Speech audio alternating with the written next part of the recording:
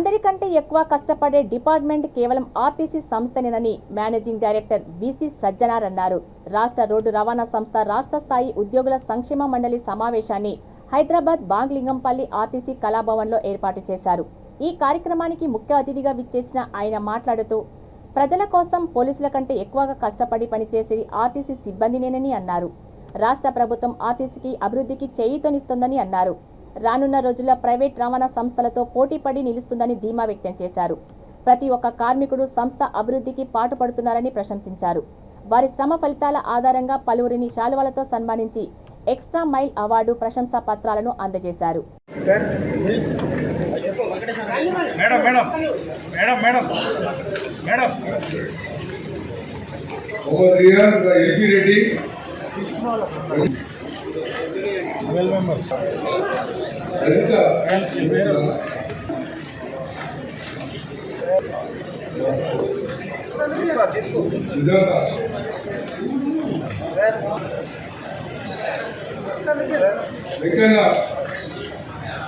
శోభారాణి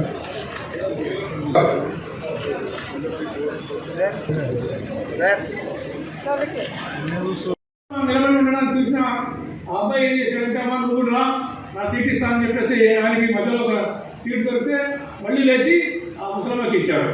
పొద్దున పోయిన తర్వాత ఈయన కూడా సీట్ దొరికింది, మళ్ళీ కూర్చున్నాడు. అలాగా అతను స్టేజ్ వైజ్గా అందరికీ సీట్ తీస్తూ లాస్ట్ స్టేజ్ దాకా వచ్చే లోపల ఒక పక్కనే కూర్చున్న ఒక లాస్ట్ స్టేజ్ వచ్చేటప్పుడు ఆయనకి సీట్ దొరికింది. ఎందుకంటే దిగిపోతారు కదా అంతా. పక్కన కూర్చున్న ఒక పెద్ద మనిషి అడిగాడు, ఏం బాబు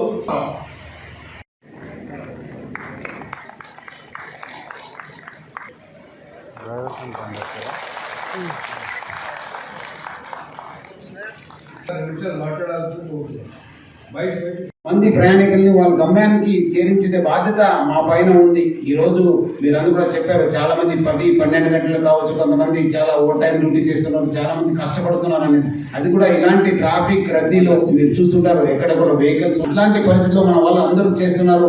చాలా డిపార్ట్మెంట్ ఏదో అనుకుంటారు కానీ బట్ ఎక్కువ కష్టపడే డిపార్ట్మెంట్ మా డిపార్ట్మెంట్. చాలా మంది అంటారు పోలీసు, బట్ ఆర్టీసీ, బట్ మనకు అనిపిస్తుంది మనం ఎక్కువ కష్టపడే డిపార్ట్మెంట్ మా డిపార్ట్మెంట్. మనం అనుకోండి ఇప్పుడు 30 లక్షల మంది మనం ట్రాన్స్పోర్ట్ చేస్తున్నాం. అది మనము మా బస్సు ఒక రోజు రోడ్ ఎక్కకపోతే ఈ అంత ట్రాఫిక్, ఎవరెవరు వాళ్ళు ఆఫీస్కి పోలేరు, కాలేజ్ పోలేరు, స్కూల్ పోలేరు, అంత ట్రాఫిక్ జామ్ అయిపోతుంది. సో అలాంటి పరిస్థితుల్లో మీ సిబ్బంది అందరూ కూడా పనిచేయడం జరుగుతుంది. సో ముఖ్యంగా మనందరూ కూడా చాలా ఒక మంచి టీమ్గా ఈ సంస్థని ముందుకు తీసుకెళ్లాల్సిన బాధ్యత అందరిపైన ఉంది. ముఖ్యంగా మనము మేనేజ్మెంట్ గత 1 year 3 months లో మీకు మొదటి ప్రాధాన్యత ఇవ్వడం జరిగింది మన సిబ్బంది సంక్షేమ కోసము.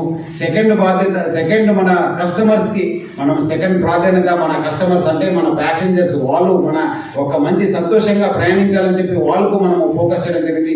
తర్వాత మూడో ఒక అంశము, మనము మా సంస్థ ఒక స్వావలంబన కావాలి, ఒక సెల్ఫ్ రిలయంట్ కావాలి, ఆ దిశలో మనం ప్రయాణించాలని చెప్పి మనము ఇద్దరు అనుకున్నాను.